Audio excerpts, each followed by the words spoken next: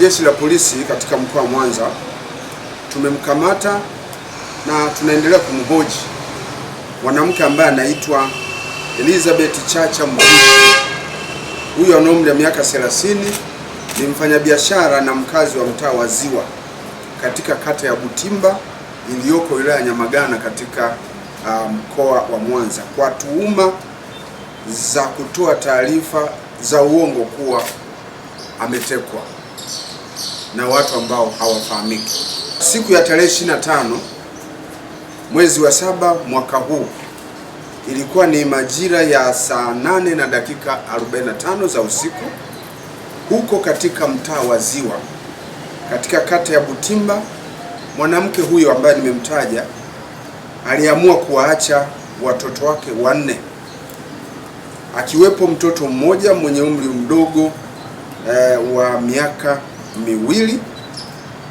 nyumbani kwake bila uangalizi wa mtu yoyote. Na baada ya kuwaacha, aliamua kutoroka pale nyumbani kwake na kuelekea mkoani Singida katika wilaya ya Manyoni kwa lengo la kwenda kukutana na mwanamume wake, yani hawara yake. Mtuhumiwa huyo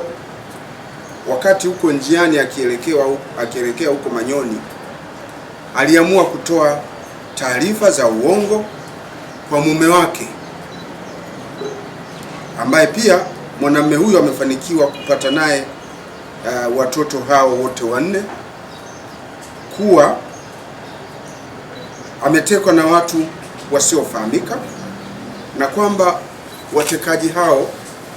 walikuwa wanataka walipwe kiasi cha fedha, kiasi cha shilingi 800,000 ili waweze kumwachilia huru. Baada ya kumpa taarifa hizo za uongo mume wake mara moja alitoa taarifa kwa jeshi la polisi, na wakati huo mwanamume huyo anapata hizo taarifa hakuwepo nyumbani. Alikuwa amesafiri katika shughuli zake za biashara, ambapo alikuwa katika mikoa ya kusini huko kwa kipindi cha zaidi ya miezi mitatu akiwa huko anafanya biashara. Jeshi la polisi baada ya kupata taarifa hizo, tulianza kufanya uchunguzi na ufuatiliaji wa kina kuhusiana na taarifa hiyo ambayo ilistua na ilileta taharuki kubwa katika jamii nzima ya mwanamke huyo, mume wake, pamoja na wananchi wa eneo hilo la Butimba na mkoa wa Mwanza kwa ujumla. Baada ya ufuatiliaji wa kina kufanywa na jeshi la polisi, tulibaini kwamba taarifa hizo hazikuwa na ukweli wowote. Hata hivyo, askari wetu makachero waliweza kufuatilia na hatimaye walifanikiwa kumkamata mwanamke huyo siku ya tarehe 26 mwezi wa 7 mwaka huu.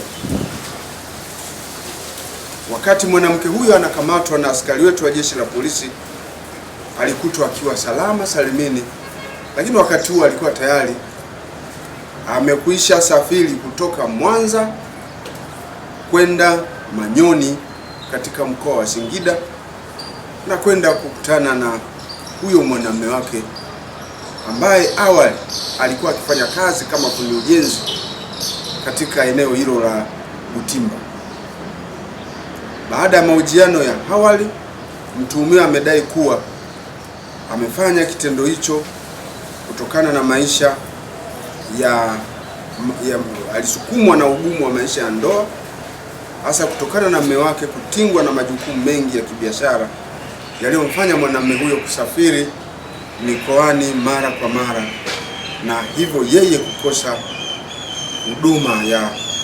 ya kindoa. Chanzo cha tukio hilo ni tamaa za mahusiano ya kimapenzi, na mtuhumiwa anaendelea kuhojiwa na jeshi la polisi kwa kosa hilo la kutoa taarifa za uongo kwa jeshi la polisi na kwa wananchi wengine kwamba alikuwa ametekwa na watu wasiofahamika, na hivyo kuleta taharuki kubwa kupitia taarifa zake hizo ambazo zilikuwa ni za uongo. Jeshi la polisi mkoa wa Mwanza, kutokana na tukio hilo,